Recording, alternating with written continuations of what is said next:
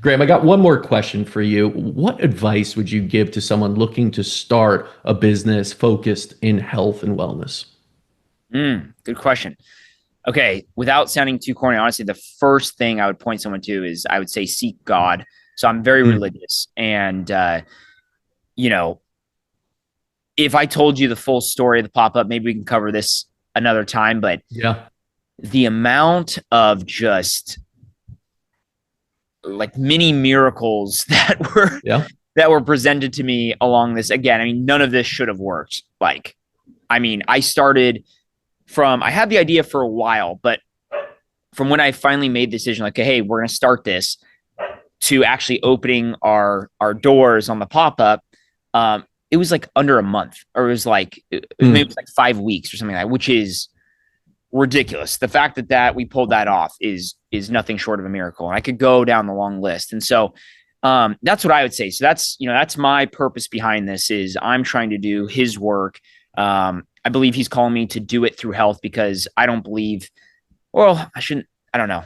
It's hard to have a healthy soul and a healthy holistic life if if you're essentially being poisoned, and sure. it affects, as you know, affects your neurology, it affects everything. And so if you're mentally unwell, it's hard to be spiritually well. And so that's my mission. That's what I would say, because I think a lot of people, he will talk to you, he'll point you in the directions, right? He gives you these interests that maybe you don't understand. Like, why am I, like, for me, I was like, why am I so interested in this regenerative farming? Like, I couldn't see how it plays out. I'm like, am I going to be like a farmer? And I was like, it doesn't really make sense. And now, fast forward, I'm like, oh, well, it's given me this huge advantage of understanding the restaurant side of things. And oh, okay. And so I think that's first and foremost for me. I'd say second is like, you know, when it comes to the business side of things, there's kind of two schools of thought, right? There's like focus on, what makes money, what's the best business model, yada yada. Then there's the follow your passion. And I think for me, I'm much more into the follow the passion. I didn't used to Mm, be. I was a finance guy. That was my major. I'm just same. listening to countless business podcasts. I was like, oh my gosh, I could spin this up and make $1 million tomorrow. Blah blah blah. And that ultimately didn't serve me because I would never stick with anything. And I'd say though, the mental trap is that following your passion doesn't mean it's going to be easy. So I always tell people my take on it, it's like a workout, right? There's days you work out that you definitely don't feel like doing it. But once you get into that workout or post workout, you're always like, oh, yeah, Yeah. so glad I did that. All right, I'm feeling good, feeling great. Like, what's the career equivalent of that? Like, it's gonna be hard. Like, I mean, this restaurant is the hardest thing I've ever done in my life. Like last week, I think I did like 4 19-hour days in a row. Was at the restaurant till 1 a.m., waking up early. Like, it's been the hardest thing I've ever done. But, the passion behind it offsets that. And I'm like, okay, I can keep going with this. If this was a business that I was not passionate about, I'd be long gone by now. And it hasn't Yeah. been that long. The towel would have been thrown in. So that's what I would say is as I'm sure you've learned as well, like the money will come. If that's really an important thing for you, like you'll find a way to have the money, right? The money will Sure. come eventually. And I think what's most important is finding that passion or that service you can provide people.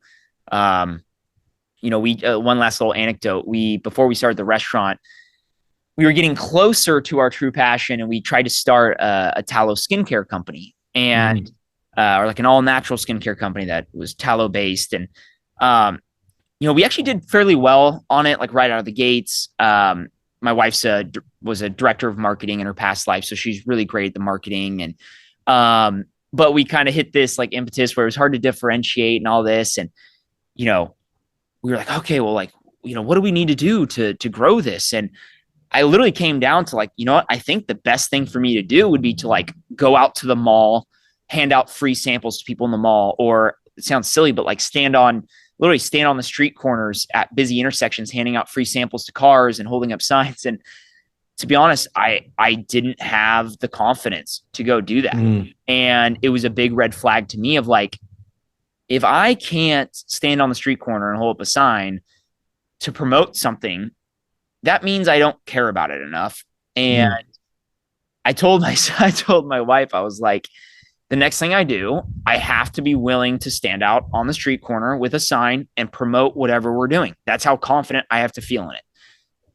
Fast forward a few months, I literally have a sign that says honk if you hate seed oils, at it has our Instagram handle.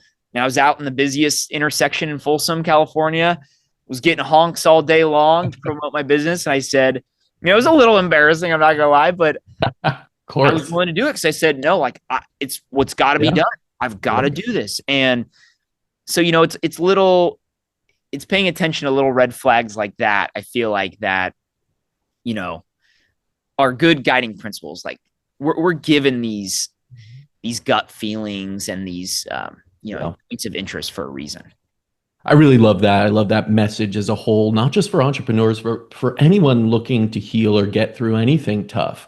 It's got to be a leap of faith at some point. I say, speaking with thousands of patients, it's like all of them took some sort of a leap of faith. It's got to be somewhat of a sacrifice too. Like you got to give up things you liked in that past life that probably led you into disease, and you got to do really tough things, right? Yeah. And so it's never going to be easy in a sense, but if you're truly value it, if you put your passion to it, you will get through and it will take you and evolve you to a greater place, right? On multiple levels, and it'll transform you. I believe following your calling and following God and everything will transform you to a greater person. Same with healing. If you do it properly and really go after it, it will transform you and leave you in a better place and make your life that much more fulfilling.